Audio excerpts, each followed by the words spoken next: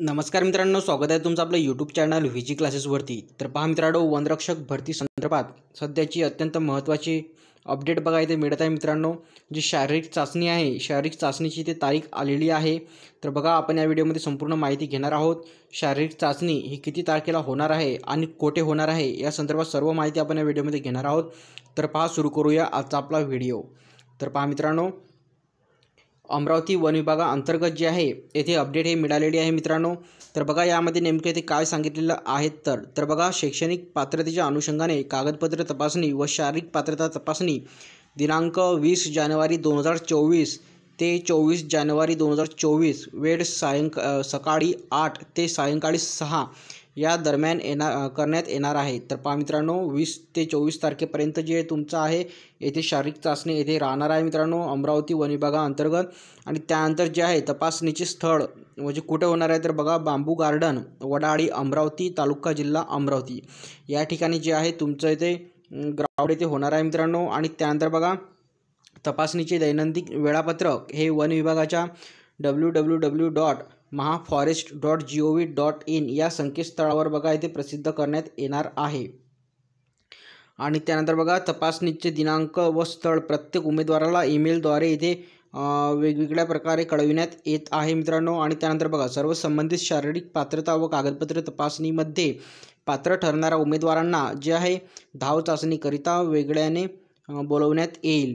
तर बघा, यानंतर जे आहे तुम्हाला धाव चाचणीकरिता वेगळ्याने इथे बोलवण्यात येणार आहे। व धाव चाचणीचा कालावधी हा दिनांक 30 जानेवारी 2024 ते बघा 3 फेब्रुवारी 2024 पर्यंत येथे एकूण 5 दिवसाचा इथे तुमचा हा कालावधी इथे राहणार आहे। तर वेळ सकाळी 6 ते सायंकाळी 5 वाजेपर्यंत तुमचा इथे धावन चाचणीचा इथे वेळ राहणार आहे। त्यानंतर जे आहे धाव चाचणीचे स्थळ जे आहे अतिरिक्त अमरावती वसाहत क्षेत्र, नांदगाव पेठ, MIDC तालुका व जिल्हा अमरावती येथे राहणार आहे। व धाव चाचणीचे जे आहे दैनंदिन वेळापत्रक वन विभागाच्या www.mahaforest.gov.in या संकेतस्थळावर येथे प्रसिद्ध करण्यात येत आहे। आणि संबंधित उमेदवार यांना कोणत्याही प्रकारे सूचना प्राप्त न होऊ शकल्यास नजीकचे वन परिक्षेत्र अधिकारी किंवा विभागीय वन अधिकारी व उपनिरीक्षक यांचे कार्यालयाशी संपर्क साधावा। तर बघा मित्रांनो, हे अत्यंत महत्त्वाची अपडेट बघा येते आपल्याला वन विभाग जे आहे अमरावती अंतर्गत बघा इथे मिळत आहे मित्रांनो। आणि तपासणीकरिता जे आहे अनिवार्य दस्तऐवजी सूची खालीलप्रमाणे आहे।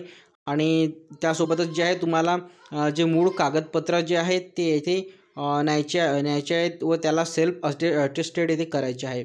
तर बघा, कागदपत्र नेमके कुठले आहे तर बघा, प्रवेशपत्र व परीक्षा केंद्रावरील ओळखपत्र व ऑनलाईन भरणा केलेल्या अर्जाची परत। बघा, परीक्षा केंद्रावर जेव्हा तुम्ही एक्झाम दिलेली असणार मित्रांनो, तर ते तुमचं ओळखपत्र इथे सोबत असणे तुमच्या इथे बघा गरजेचं आहे। त्यानंतर बघा, शैक्षणिक पात्रता व उच्च शैक्षणिक पात्रता संबंधित कागदपत्र व वयोमर्यादेबाबत इथे दाखला आणि त्यानंतर शाळा सोडल्याचे प्रमाणपत्र वगैरे यापैकी कुठलं पण एक येथे जन्म प्रमाणपत्र असणं इथे आवश्यक आहे।